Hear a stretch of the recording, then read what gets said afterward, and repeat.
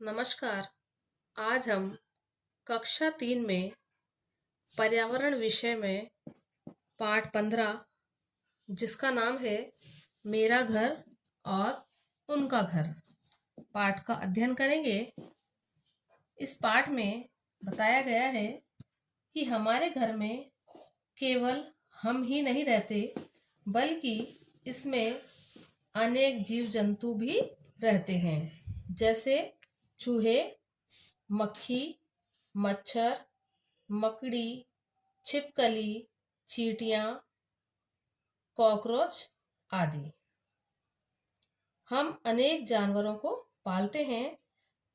ये पालतू जानवर कहलाते हैं, जैसे गाय, कुत्ता, बकरी, बैल, भेड़, ऊंट आदि। ये हमारी जरूरतों को भी पूरा करते हैं, परंतु कुछ जीव जंतु हमें नुकसान भी पहुंचाते हैं, जैसे कि कॉकरोच, छिपकली, चूहा आदि। आइए अब हम पाठ का अध्ययन करते हैं। सीता पलंग पर लेटी थी कि अचानक उसकी नजर बल्ब के पास घूम रही छिपकली पर पड़ी। सीता सोचने लगी, अरे, हमारे घर में हमारे अलावा और भी जीव जंतु रहते हैं। आपने देखा होगा, कई बार आप लोग पलंग पे सोते हैं तो छत पर या बल्ब या ट्यूबलाइट के वहां पर अपनी निगाह जल्दी जाती है। उसी प्रकार से सीता पलंग पर लेटी हुई थी तो उसकी नजर भी बल्ब पर गई, जहां एक छिपकली दिखाई दी। उसने सोचा कि छिपकली हमारे घर में क्या कर रही है। तभी उसे अपने कान के पास मच्छर की भिनभिनाहट सुनाई दी। सीता ने फिर नजर घुमाई तो देखा एक चिड़िया छत पर लगी कुंडी पर आराम से सो रही है। वह सोचने लगी, यह चिड़िया दिन भर कहाँ रहती होगी? क्या जीव जंतुओं के भी हमारी तरह घर होते हैं? आओ जानते हैं। देखिए, नीचे चित्र बनाए गए हैं। ये 6 चित्र हैं और कौन से जीव जंतु कहाँ रहते हैं ये बताया गया है। सबसे पहला जो चित्र है, इसमें आपको गाय दिखाई दे रही है। उसमें 2 गाय हैं। दोनों गाय बंधी हुई हैं, गौशाला में रहती है। कहाँ रहती है ये? गौशाला में। इसी के पास चित्र नंबर 2 में देखिए, एक कुत्ता दिखाई दे रहा है। वह अपने घर से बाहर देखता हुआ दिखाई रह रहा है, यानी कि कुत्ता भी घर में रहता है। गाय कहाँ रहती है? गौशाला में। और कुत्ता कहाँ रहता है? कुत्ता घर में रहता है। इसके बाद तीसरा चित्र है गुफा का। कौन सा चित्र है? गुफा का। गुफा बनी हुई दिखाई दे रही है। पास ही के चित्र में दिखाई दे रहा है आपको शेर। ये शेर कहाँ रहता है? गुफा में रहता है। ये गुफा जो बन रही है, ये शेर गुफा में रहता है। नीचे चित्र में देखिए 2 घोड़े नजर आ रहे हैं। 2 घोड़े खड़े हुए हैं। पूरे नजर नहीं आ रहे हैं, पर आधे आधे दिखाई दे रहे हैं। ये दोनों घोड़े अस्तबल में बंधे हुए हैं। पास ही के चित्र में देखिए मुर्गी, और मुर्गी के साथ उसका चूजा यानी कि छोटा बच्चा भी है। पास में उन्हीं के पिंजरा रखा हुआ है। अभी बाहर है, दाना खाने के लिए बाहर आए हुए हैं, बच्चों से मिलने के लिए। इसके बाद ये कहाँ रहते हैं? इनका जो पिंजरा पीछे दिखाई दे रहा है, इस पिंजरे में ये रहते हैं। देखिए, अब हम जीव जंतु का उनके आवाज से मिलान करेंगे। एक तरफ जीव जंतु दे रखी है और एक तरफ उनके आवाज दे रखे हैं। सबसे पहले जीव जंतुओं में दे रखी है चिड़िया। उसके नीचे है मकड़ी। मकड़ी के नीचे है चूहा। चूहे के नीचे है मधुमक्खी और उसके नीचे है मछली। ये तो है 4 जीव और जंतु। इन्हीं के सामने उनका, ये जीव जंतु 5 हैं, उन्हीं के सामने उनके 5 आवास बनाए गए हैं। सबसे पहले आवास बना हुआ है एक बिल का। बिल है, उसी के नीचे बना हुआ है छत्ता। उसके नीचे है घोंसला, घोंसले के नीचे है नदी या तालाब, पानी भरा हुआ दिखाई दे रहा है, और सबसे नीचे है जाला बना हुआ। अब हम जीव जंतु का उसके आवास के साथ मिलान करेंगे। देखिए सामने नहीं है वो चित्र, नीचे है। सबसे पहले पक्षी है चिड़िया। चिड़िया का मिलान करेंगे हम। चिड़िया कहाँ रहती है? घोंसले में। तो आवास वाली जो लाइन है उसमें तीसरे नंबर पर बना हुआ है घोंसला। तो चिड़िया का जो है आवास कौन सा है? घोंसला। हम चिड़िया को घोंसले से मिलान करेंगे। नंबर 2 पर है मकड़ी। मकड़ी कहाँ रहती है? जाले में। तो आवास उसका है जाले में। आवास है नीचे ही नीचे जो 5वें नंबर पर है। मकड़ी को मिलान करेंगे हम जाले से। नंबर 3 पर है चूहा। चूहा कहाँ रहता है? बिल में। तो चूहे को हम बिल से मिलान करेंगे तो उसका आवास है बिल। उससे हम पहले नंबर पर जो बिल बना हुआ है उससे मिलान कर देंगे। नंबर 4 पर है मधुमक्खी। मधुमक्खी कहाँ रहती है? छत्ते में। मधुमक्खी का छत्ता होता है, मधुमक्खी वहीं रहती है, जिससे हमें शहद की प्राप्ति भी होती है। तो मधुमक्खी का छत्ता है दूसरे नंबर पर, यानी कि बिल के नीचे। तो मधुमक्खी का मिलान करेंगे हम छत्ते से। अंत में है नीचे ही नीचे मछली। मछली कहाँ रहती है? पानी में। तो हम मछली का मिलान करेंगे पानी से। पानी कहाँ है? आवास जो बने हुए हैं उसमें चौथे स्थान पर। आपको भैया बहनों समझ में आ गया होगा कि हमने इसका जीव जंतुओं का मिलान उनके आवास से किया है। अब देखिए नीचे दी गई तालिका को अब हम भरेंगे। इधर क्रम संख्या दी गई है। पहले वाले में कॉलम जो बना हुआ है उसमें जीव जंतु का नाम है, और उसके बाद जो दूसरा कॉलम है उसमें है हम इन्हें क्यों पालते हैं, ये बताना है।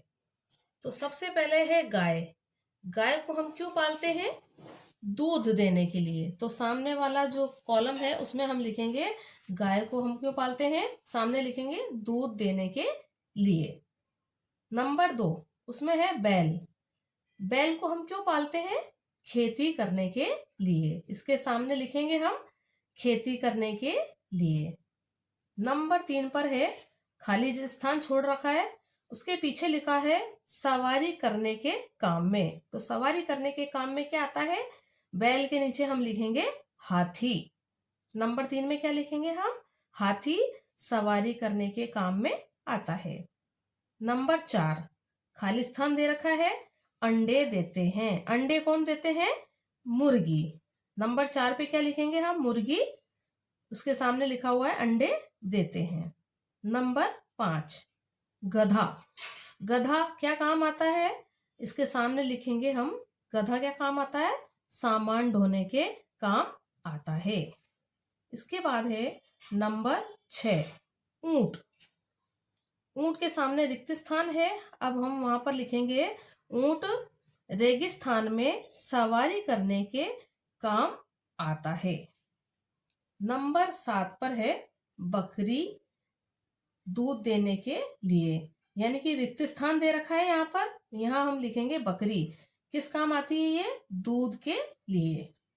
इसके बाद है नंबर 8, यहाँ भी रिक्त स्थान दे रखा है, सामने लिखा है घर की रखवाली के लिए। तो घर की रखवाली कौन करता है?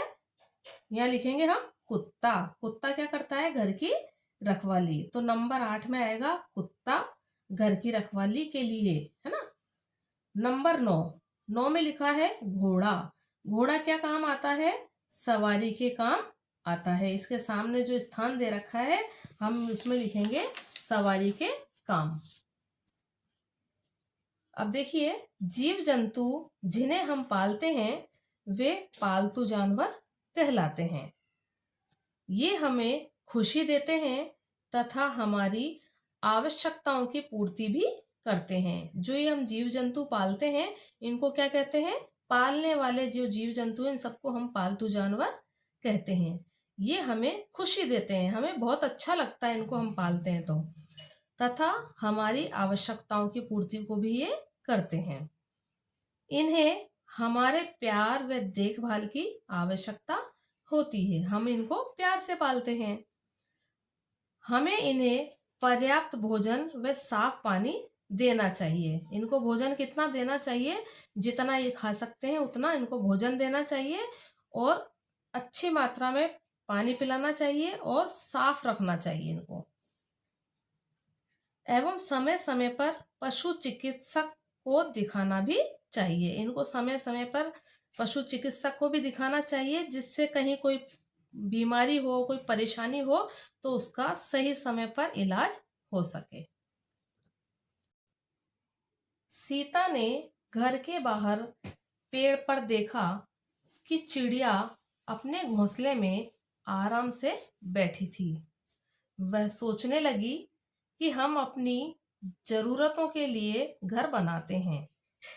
क्या सोचने लगी? कि हम अपनी जरूरतों के लिए घर बनाते हैं। उसी प्रकार जीव जंतु भी अपनी जरूरतों के अनुसार घर बनाते हैं।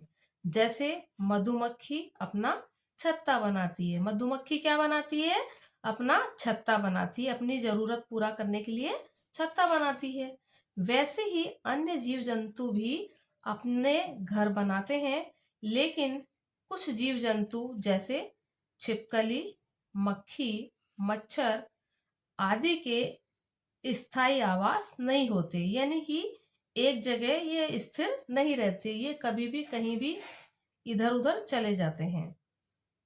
हमें जीव जंतुओं की आवश्यकता अनुसार सहायता एवं रक्षा जरूर करनी चाहिए। अब देखिए हमने इस पाठ में क्या सीखा है। हमने कई बातें सीखी हैं। अब क्या क्या सीखा है ये देखिए। हमारे घर में घर के सदस्यों के अलावा अन्य जीव जंतु भी रहते हैं। वो हमने इस पाठ में सीखा ही है कि हमारे अलावा हमारे घर में और कौन कौन से जीव जंतु रहते हैं, वो हमने पढ़ लिया था, बताया भी था मैंने शुरू में। जैसे चूहा, मक्खी, मच्छर, मकड़ी, छिपकली, चींटियां आदि ये सब रहते हैं। इनमें से कुछ पालतू होते हैं, जैसे गाय, बकरी, भैंस, घोड़ा आदि। ये हमारी जरूरतों को पूरा करते हैं। जैसे गाय हमें दूध देती है, बकरी दूध देती है, भैंस दूध देती है, घोड़ा सवारी के काम आता है। तो ये सब हमारी जरूरतों को पूरा करते हैं। कुछ जीव जंतु हमें नुकसान भी पहुंचाते हैं, जैसे कॉकरोच, छिपकली, चूहा आदि। तो जो हमें नुकसान पहुंचाते हैं, इन जीव जंतुओं से हमको सावधान रहना चाहिए। जीव जंतुओं का भी होता है अपना घर। वो भी रहते हैं अपने घर में निर्भय निडर। धन्यवाद।